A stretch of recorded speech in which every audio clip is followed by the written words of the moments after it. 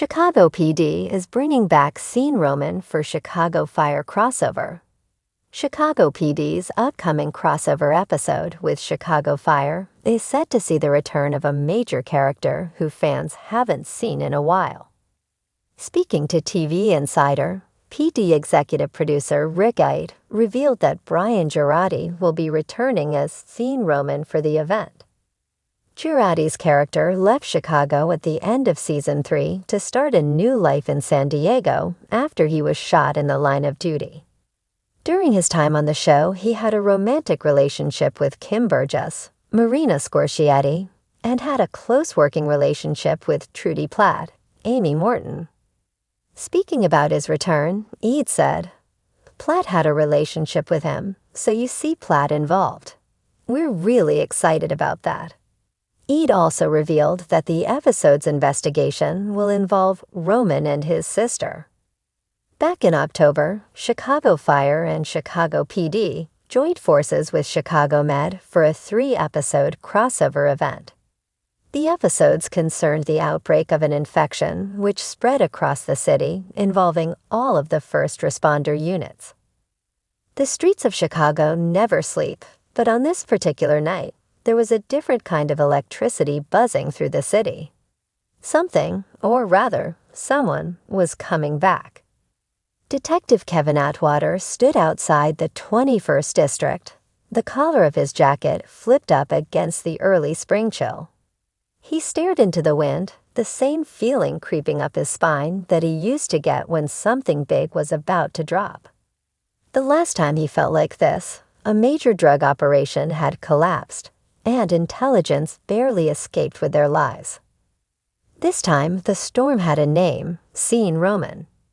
It had been years since Roman had walked through the halls of the 21st. After leaving the CPD and moving to San Diego, many assumed he had closed that chapter of his life for good. But word came down fast. Roman was back in Chicago, and not for a casual visit. A series of suspicious arsons were plaguing the city, fires set intentionally to cover up something far more sinister. The blaze that triggered it all consumed a community youth center in Canaryville. It was supposed to be a safe haven, co-founded by Roman's cousin, Colleen. Now she was in the ICU with third-degree burns, fighting for her life. That was all it took.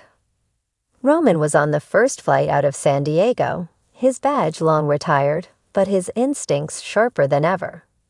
Though he wasn't wearing CPD blue anymore, his loyalty to the city, and the people in it, hadn't faded.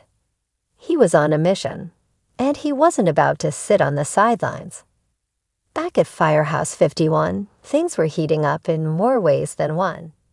Captain Stella Kidd was reviewing the arson reports with Kelly Severide, his brow furrowed as he scanned the photos from the fire scene. The accelerants used weren't standard. This wasn't the work of an amateur thrill-seeker. Someone with knowledge of fire science was behind this.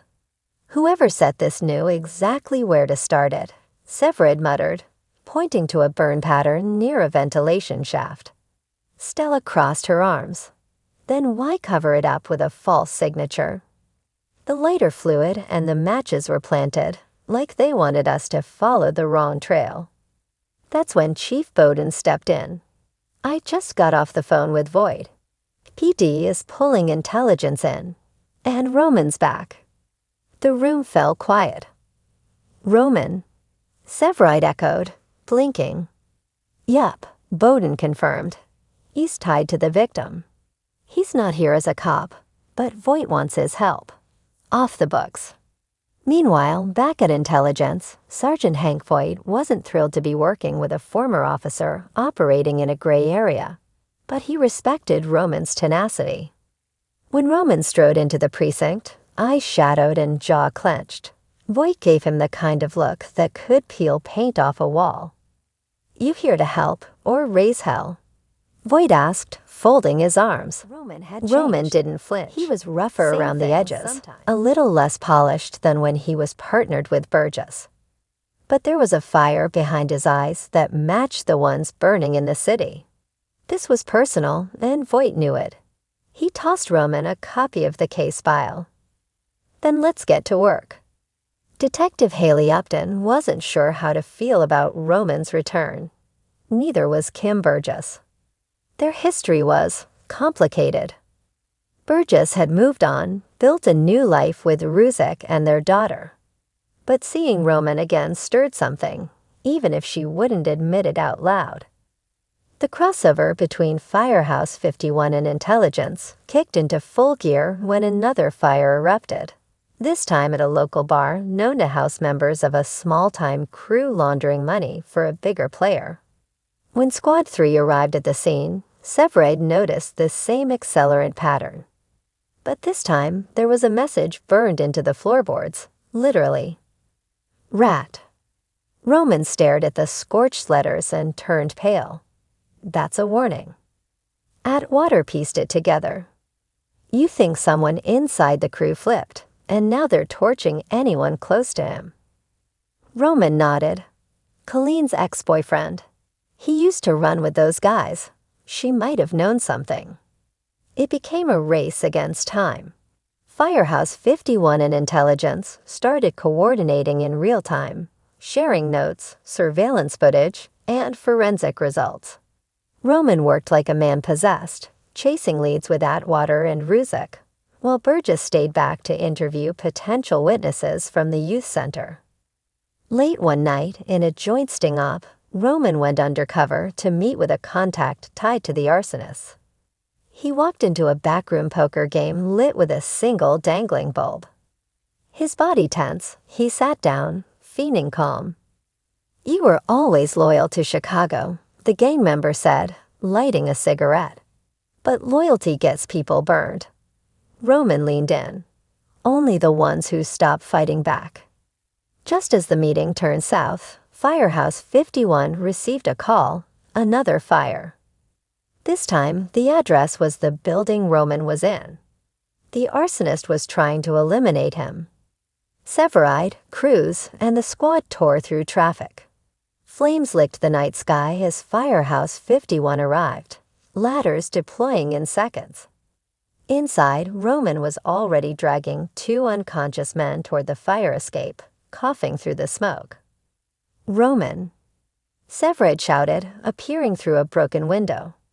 Roman waved him off, tossing one man out before launching himself after him. Together, they emerged through the haze, battered, smoke-blackened, but alive. The final piece of the puzzle came together in Intelligence's war room. Voight, Roman, Burgess, and the team connected the fires to a city contractor using arsons to clear properties they wanted to gentrify. Colleen had stumbled on it, and her ex had tried to warn her. The fires were a cover-up. Roman got his justice. But he didn't stick around for the victory party.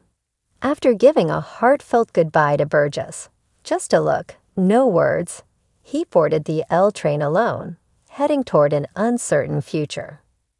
As the city skyline passed behind him, Roman whispered to himself, "Chicago's still in my blood." And Chicago wasn't done with seeing Roman just yet.